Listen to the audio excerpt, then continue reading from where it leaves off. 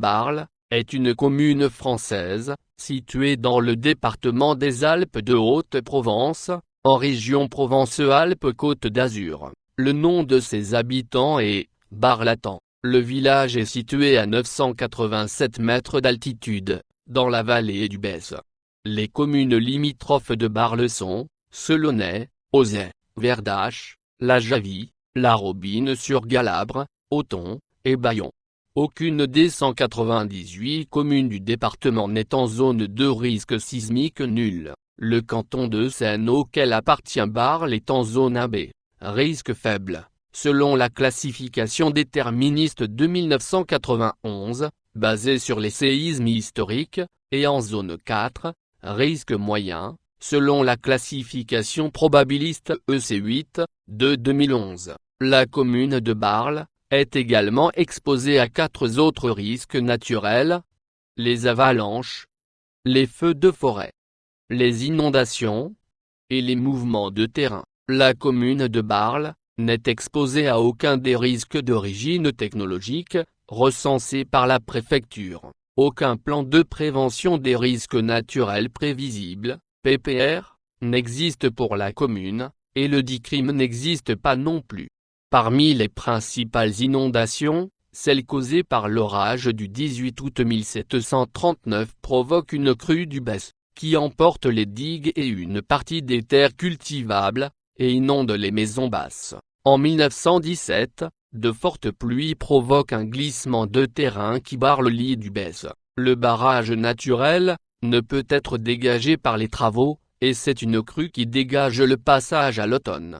La localité apparaît pour la première fois dans les textes en 1193, de Barly. Le nom de la localité provient, selon Charles Rostin, de la racine oronymique, désignant une montagne, Bar.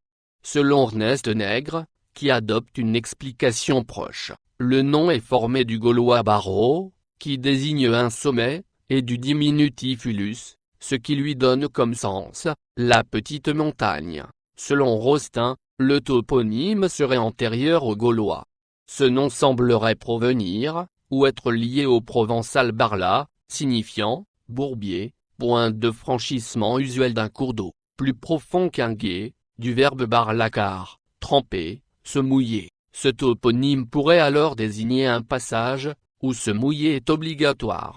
Histoire, Antiquité. Dans l'Antiquité, les Baudiontiques, Baudiontici, peuplaient la vallée de la Bléone, et étaient donc le peuple gaulois qui vivait dans l'actuelle commune de Barle. Les Baudiontiques, qui sont vaincus par Auguste, en même temps que les autres peuples présents sur le trophée des Alpes, en 14 avant Jésus-Christ, sont rattachés à la province des Alpes-Maritimes, lors de sa création. Moyen Âge. Son château fort existe en 1206. En 1300, une petite communauté juive était établie à Barle, un hôpital accueillant les malades, et les voyageurs étaient implantés à Barle, en 1351. Au Moyen Âge, certains impôts étaient payés collectivement par la communauté, la répartition par tête était de sa responsabilité, et l'autorité n'intervenait pas dans cette répartition. Pour certains impôts, la communauté de Barle était imposée avec celle de Fessal. Au XIIIe et XIVe siècle, Barle dépend de la viguerie de Digne. La mort de la reine Jeanne Ier ouvre une crise de succession à la tête du comté de Provence. Les villes de l'Union d'Aix, 1382-1387, soutenant Charles de Duras, contre Louis Ier d'Anjou. La communauté de Barle soutient les Duras jusqu'en 1386, puis change de camp pour rejoindre les Angevins, grâce aux négociations patientes de Marie de Blois, veuve de Louis Ier, et régente de leur fils Louis II. À la fin de la guerre, Marie de Blois rattache Barle à l'abbaye de Seine. À cette époque, les seuls itinéraires vers le sud, utilisables uniquement par les piétons, passent par le pas de Saint-Pierre, 1407 mètres, et Tanaron, à l'ouest, et par Saint-Clément, le pas du Castéou, et Esclangon, à l'est. Cependant, les itinéraires les plus utilisés sont tournés vers l'ouest et passent par Esparon-la-Bâtie, ou par Fessal et Auton, L'essentiel des échanges culturels et économiques se font d'ailleurs avec Sisteron, et l'habitude de se marier dans le massif des Monges perdure jusqu'aux années 1900. En 1602, une mine de plomb est brièvement exploitée, ou simplement explorée, à Barle, au lieu-dit l'Écluse, le minerai contenant également de l'argent et du cuivre. En 1614, la même mine est à nouveau concédée. La déforestation excessive aggrave les phénomènes climatiques naturels, comme inondations et glissements, ou éboulements de terrain. Les éboulements de 1746 et 1755 causent la destruction de 20 bastides. À la veille de la Révolution française, il existait 2 fiefs sur le territoire de Barle, le fief de Barle proprement dit, et celui d'Auzay, d'après l'état d'afflorinement de 1783. Des troubles liés à la crise frumentaire, et au nouveau système d'imposition ont lieu à l'été 1790. En 1820, un mineur italien exploite pendant quelques jours une mine de cuivre gris. C'est la dernière tentative d'une exploitation du minerai dans la commune, et finalement aucune n'a été rentable. Jusqu'au XIXe siècle, aucune route ne passe par Barle. La route la plus proche est la route nationale 100, de Digne à Cuneo, Coni, par le col du Labouret et Verdache, construite en 1854. Un chemin muletier, le chemin d'intérêt commun numéro 7, est construit à la même époque, et progressivement amélioré dans les années 1860, c'est la seule construction routière à desservir Barle, au XIXe siècle. Ce chemin est d'un usage souvent difficile, dès que le temps est mauvais, comme au passage du ravin des Essarts, après les orages, vers Saint-Clément, et parfois coupé par des éboulements, comme en 1890, à Tanaron.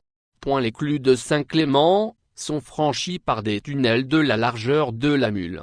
Comme de nombreuses communes du département, Barle se dote d'écoles bien avant les lois Jules Ferry. En 1863, elle en possède 2, installées au chef-lieu et dans un hameau, qui dispensent une instruction primaire aux garçons, bien que la loi Fallou, 1851, n'impose l'ouverture d'une école de filles qu'aux communes de plus de 800 habitants. La commune instruit ses filles dès 1863. Ce manque de route entraîne la multiplication des écoles. D'une en 1863, destinée aux garçons, la commune en crée 5. Au chef-lieu, 104 habitants, 170 avec les hameaux dépendants en 1881, à Vaux, 49 habitants en 1881, au Forest, 108 habitants, au Sauvant, 82 habitants avec les Bloudes, et le Mas en 1881, et à Saint-Clément, 87 habitants, avec le Lauzet à la même date. La commune profite des subventions de la deuxième loi du Rhuys, 1877, pour construire une école neuve au Sauvant, et rénover les autres. Le tunnel de Barle est construit dans les années 1900. La construction de la route passant par les clous de Barle est entamée en 1882, reliant Digne à Verdache, puis Coni. Elle est inaugurée en juillet 1913. Le chantier fut long et difficile, commencé en 1891. Il n'aborde les clous de Saint-Clément, actuellement dites clous de Barle, qu'en 1908, qu'il franchit grâce au percement d'un nouveau tunnel. L'ouverture de la route permet la création d'un service de diligence par un aubergiste de Barle, remplacé par un autocar au XXe siècle. Le cheptel de la fin XIXe siècle témoigne de la dureté des cultures et de la subsistance. Peu de chevaux et de bœufs sont utilisés pour travailler les terres, 19 chevaux et 14 bœufs, et on leur préfère les mules et mulets, plus aptes à travailler les terres en pente, et les sols légers. Quelques années plus tard, la foire qui avait lieu à Barle, le lundi suivant le 16 mai disparaît. Les Barlatans fréquentent préférentiellement les foires d'Auton, les habitants de Saint-Clément, celles de Digne. Dans les années 1950, des routes sont construites pour desservir les hameaux, qui ont conservé l'usage de la mule, du bât, et du traîneau jusqu'à ce moment. Lieux et monuments remarquables. Barle est surtout connu pour l'écluse de Barle, deux courtes gorges très resserrées, situées sur la route en aval du village. Il existe une formation analogue en amont, l'écluse de Verdache. Le pont sur le Bèze, composé d'une seule arche, date de 1740. Il est construit sur l'ancien chemin muletier de Digne à Barle, par Tanaron, les trous de boulins ayant servi à fixer le cintre, lors de la construction, sont encore visibles. L'église Notre-Dame est construite en 1853 sur l'emplacement de la chapelle Saint-Roch, détruite à cette occasion, pour remplacer l'église Saint-Pierre. Elle possède une abside à chaque bout de la nef. Elle reprend la titulature de l'église castrale Notre-Dame, qui fut église paroissiale, de façon concomitante, avec l'église Saint-Pierre du cimetière. Au cimetière, la chapelle Saint-Pierre, ancienne église paroissiale, en appareil régulier de pierre grise et jaune, a été restaurée au début des années 1980.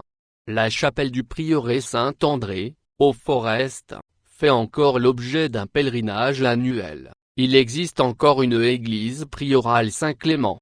La chapelle Saint-Joseph du hameau de Vaux, datant du 8e siècle, longtemps abandonnée, elle est restaurée par une association, créée en 2016. La commune se situe sur le parcours des refuges d'art. Un des cairns réalisé par Andy Goldsworthy est visible dans la vallée du Bèze. L'histoire démographique de Barle, après la saignée des XIVe et XVe siècles, et le long mouvement de croissance jusqu'au début du XIXe siècle, est marquée par une période d'étale, où la population reste relativement stable, à un niveau élevé. Cette période, particulièrement longue à Barle, dure de 1811 à 1872.